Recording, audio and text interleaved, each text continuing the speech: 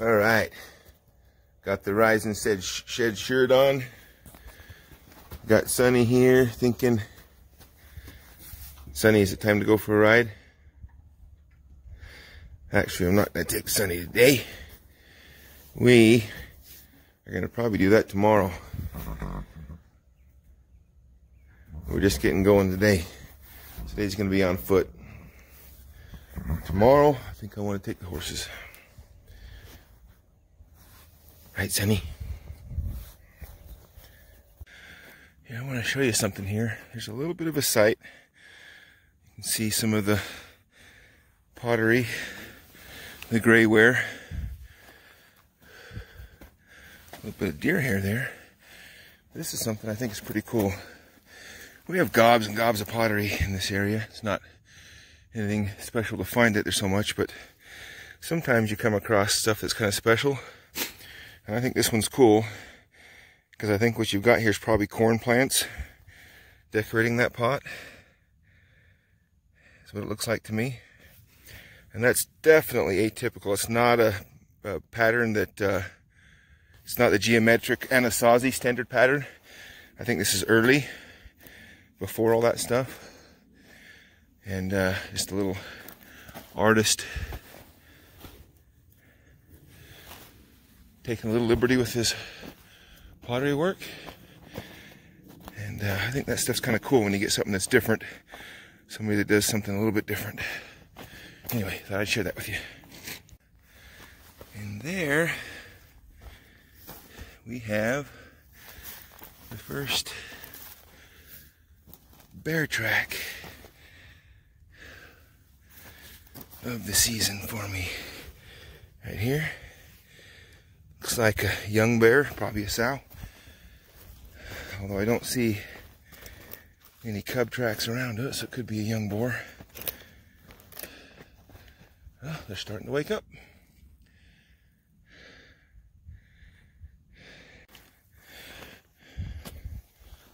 Alright, so I'm just working my way through. When I started out this morning, I was in quite a bit of deer sign. Not that I wouldn't like to find some deer sheds, but I know if I get a little bit higher, I'm going to probably find some elk. And sure enough, I'm just hitting some good fresh elk sign.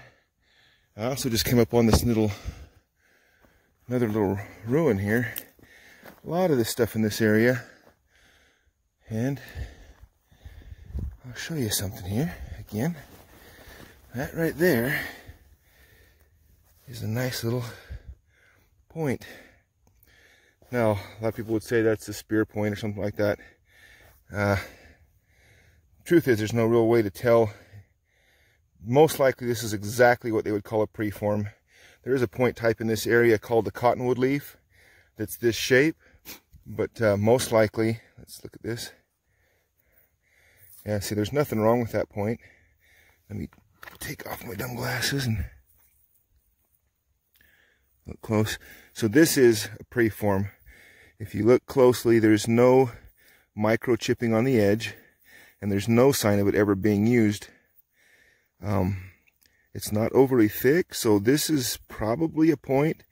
So when they went to a quarry site where they would actually quarry their material, of course in this area there's so much of it scattered around, they didn't often have to go to a quarry site, but they would go to a quarry site, and it's heavy, of course, to carry big chunks of rock. So they would knock off spalls and flakes, and they would reduce them down to about this stage here, because they could do that fairly quickly with just percussion flaking, meaning they would take usually a stone, flint nodule that's hard, and hurry up and rough this out. And then they would come back later with like an antler tine or something similar and do the pressure flaking, which there's just maybe a hint of it right there on that edge. The pressure flaking would put the fine edge on it and sharpen it and make it usable, but that's actually probably what would be a stereotypical preform. Never was notched, and it doesn't really have any sign of being used heavily, although that edge right there might have seen some use. But it was just thrown here in the trash pile for some reason. That's the corner of a mono. Anyway, stuff like that's pretty cool. Every one of them has a story. That's what's fun about it to me, is You got to wonder, why wasn't that finished? Why wasn't it used more? You see some of them that are used up till they're just absolutely exhausted. They're called exhausted points for a reason. And some of them don't seem to have been used at all. I tend to think, I'm a bow hunter, and I don't know about you, but I tend to be very superstitious when I'm bow hunting. And if something happens that goes well, I stick to it. If something happens that doesn't go well, I blame it on everything. I'll switch out my arrows, I'll switch out my broadheads, you know, and I almost wonder if that's not part of being a bow hunter, being a little bit superstitious. And if you have something bad happen with one of your points, man, you throw it away, get a different one, get a lucky one. Tell me what you guys think. You think they were as superstitious as we are? I tend to think they were far more, but let me know what you think.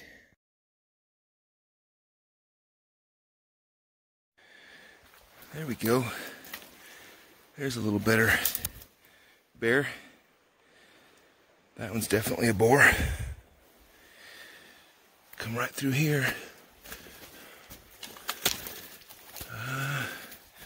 Probably yesterday. The thing is about bear this time of year is that they don't go very far. They'll come out of their dens and they'll come to these little grass flats like this, and they'll eat grass till they pass their plug. They don't go to the bathroom all winter, so when they wake up in the spring, they're blocked up. So they eat grass. It's a laxative, and so the point is, when you see a bear track this time of year, there's a bear there. They just don't travel until he passes that, and then they'll go start doing some wandering. But there's about a 90% chance that there's a bear within, a few hundred yards of here, which doesn't bother me because they just don't bother me. That's the thing about being in areas where we chase and pursue the bears and the lions. They retain their fear of humans, and they just aren't near the problem. They are at places where they stop doing those things. People don't think about that. They think about how cruel and mean it is to chase them, but the alternative is that they lose their fear, they start harassing pets and animals, they start hurting humans, and they end up getting killed. And here we are on some elk tracks coming down off this.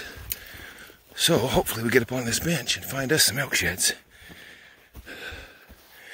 I'm gonna hit it hard today because I'm planning on riding a horse tomorrow. Hopefully my wife's going with me. This is a good place for an elk to spend some time. Let's see what we find. It's been, I don't know, I've been going for probably 2 hours at least. Lots of boot tracks. I'm trying to get out of them. It's okay. I think some of them might be mine from the other day. I'm not sure how close I am. I'm trying to get in to where I can hopefully match up a single. But I'm in good sign. It's one of those things where, I don't know if this happens to you, but you get in these areas where it's just perfect. There's so much sign. It's the right places where you found antlers in the past, and the pressure almost just builds to where you're either going to walk up on an antler or the boot tracks of the guy that found the antler. And that's probably happened 5 times where I'm just like, oh, it's going to be here, it's going to be here. But I keep finding deer tracks. I'm kind of in the area where there's some deer tracks and elk tracks. So I've been trying to constantly remind myself not to miss looking for deer sheds too. And look, sure enough, man, this thing looks cool. Look at this, non-typical, heavy double eye guard, heavy beam, little hook cheater on the back. Oh man, huge base on him, old buck. That is cool. Oh, That is such a cool buck. Look at that double eye guard on him. He's not big, he's just old. I've been finding quite a few like this where these bucks are starting to regress, but they've got nice mass on them and good character. Let me see if I can match him up here. All right, here we go. Let's check this dude out. Look at the base on him. Old buck.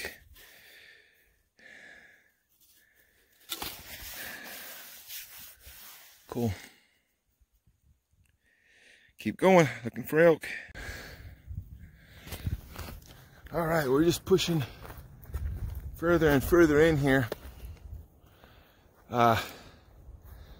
This is gonna get to my tip today.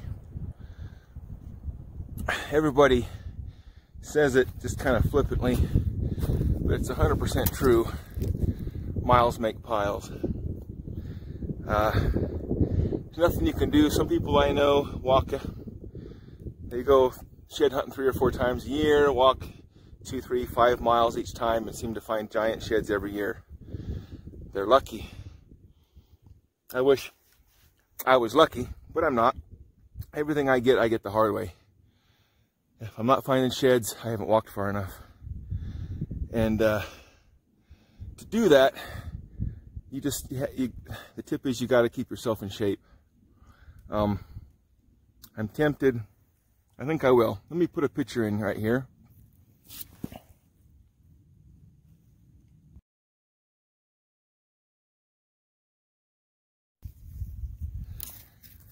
So about 2 years ago, that was me.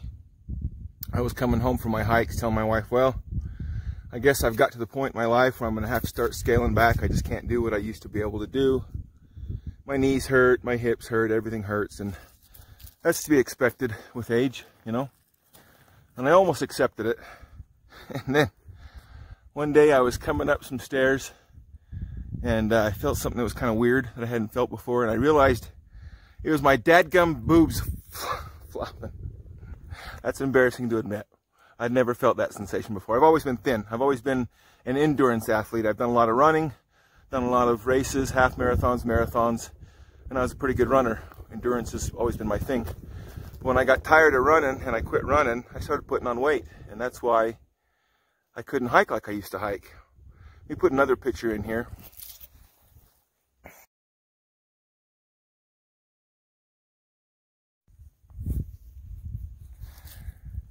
So that was me last week on the beach in St. Martin. Certainly I'm not where I want to be. I'm still going to work hard. My shoulder injuries kind of got me sidelined where I can't do what I've been doing, but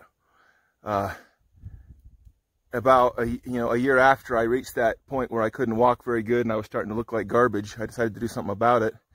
And I can tell you this year, 2 years older, I can go as far, as fast as I ever could, because I decided that at my age, if you get out of shape, it's tough to get back into shape. And if you get out of shape, you can't do the things you want to do. So my goal is that one of the reasons why I do this year round is, one, I love shed hunting, but 2 is if I let myself get out of shape because I stop doing things and I sit around, I'm not going to be as far as I am right here. Most people couldn't get this far, and I'm just starting. The day's just starting. So do something, make some change, you know. Little things like that 90-day Mountain Ops Challenge might be a good thing to do, or just do something that'll get it to where you can go a little bit further, another mile, another 2 miles, and that's where I find my success. Last week, the video that I posted last week, I'd done a hike that would have really finished off a lot of guys, and I'd found one shed, and I turned around and went further in and went almost twice as far the second time and found a bunch more antlers. If I wasn't physically capable of doing it, that would have been a day where I found one antler. And that would have been cool to find one antler. But if you want to find a lot, I don't know any other way but just to be able to keep putting on miles upon miles upon miles. That's my tip. Do a little something, get in a little bit better shape, push a little bit further, go a little bit further than the other guy, walk the part that's a little bit harder to walk, and let me show you what happens when you do that. Look at that. First elk shed of the day. And I've been going for some hours. But I knew if I kept pushing in here, oh, it's too bad he's busted. That thing's got a great beam on him. Fourth is missing. Nice 6. He was bombing off this hill and lost an antler. So I'm gonna have to, that's a hard white. I'm gonna have to see if I can't find him right here, but there we go. First elk shed of the day. Got 1 deer and 1 elk, and hopefully as I get further in here, we'll get some luck. Cross your fingers. I kissed the grandbaby this morning before I left, hoping that would be luck for brown elk sheds. Let's keep going. Keep pushing. Oh, yes. Oh, I have gone so many miles today. I don't even know. I'm probably over 20. And just, I can't believe I haven't been able to get onto more. I'm in so much sign. And I just came over the top of this. I've been hunting this mesa really hard. And I just came over the top and I can see, like my eyes almost didn't believe what I was seeing, but I think I got a big side-by-side set down here. Maybe brown, I can't tell. Oh, it looks like a sweet one. Let me show you what I was seeing. Oh. Look.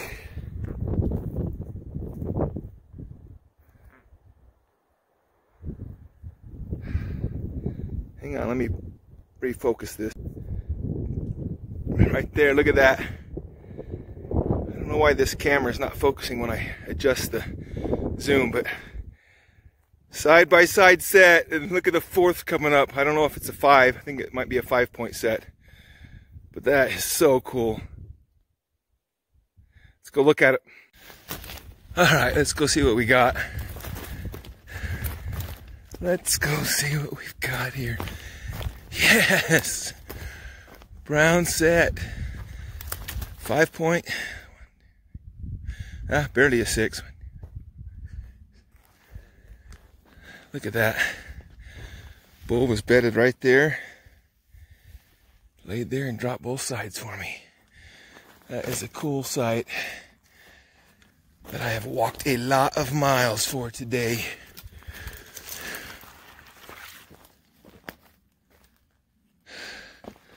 All right, I'm gonna set my pack down. I'm gonna walk around a little bit. There's probably a bull this size wouldn't be alone, so there might be some more sheds here. Let's go look. Look how cool this is.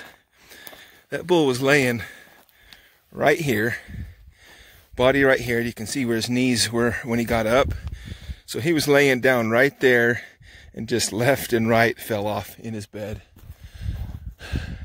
That just doesn't happen to me very often. Find them in their beds. All right, let me walk around a little bit. All right, here we go. He's not a giant, but I just think it's way cool that he just came right in here, laid down, just left both sides here. Right side, left side.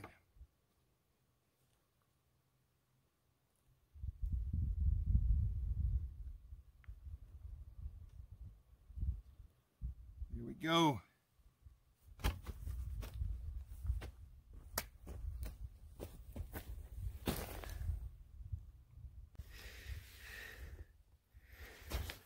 Unfortunately, this is going to probably be the last hike for the old Danner 456s. These have been good boots. I highly recommend them. I'm going to look and see if I can't find another pair. I say that, and I'm walking up on another brown! Yeah. Yeah! Let's see. Let's see. Tell me when you can see it. Yeah. Look. See it there?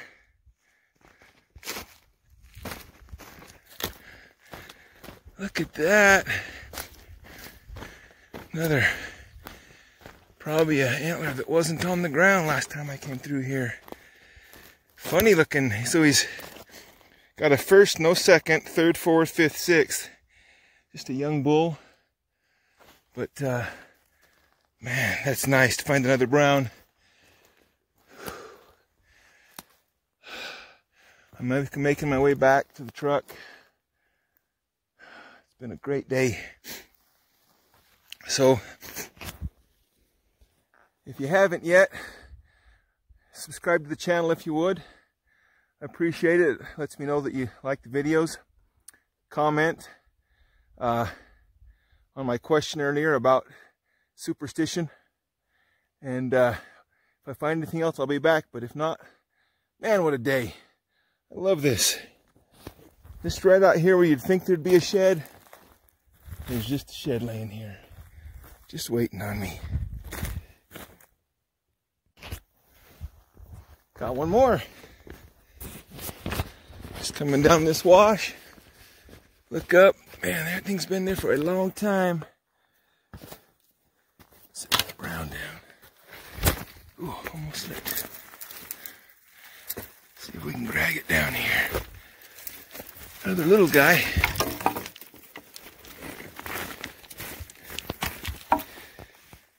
But shed rescue. Rescue that one. All right. Trying to get out of here before it gets dark on me.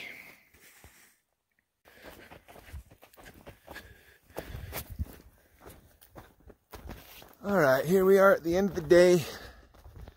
I've stashed my pack. I'm booking it back to the truck, about another mile away. I just checked.